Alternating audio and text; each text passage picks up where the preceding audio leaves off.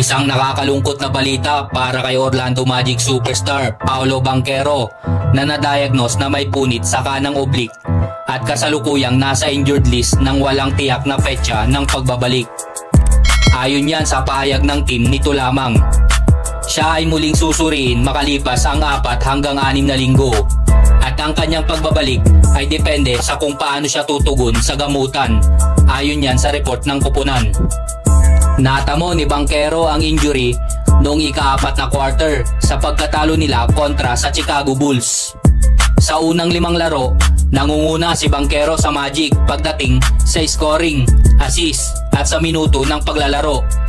Kamakailan lamang si Banchero ay nagpakitang gilas kontra sa Indiana Pacers kung saan nagtala siya ng career high na 50 points.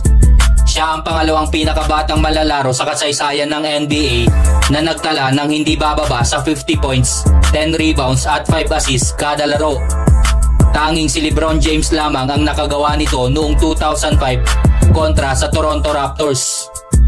Sinundan ito ni Banchero ng 31 points sa pagkatalo kontra sa Bulls.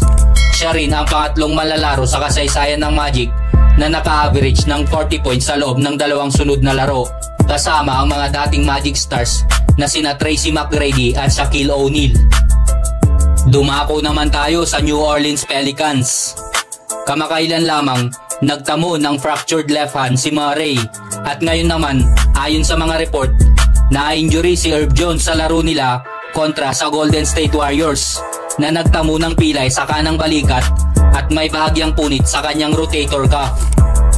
Tinatayang aabutin ng 2 hanggang 4 na linggo ang kanyang paggaling at ang kanyang pagbabalik sa laro ay batay sa magiging tugon niya sa paggamot at rehabilitasyon.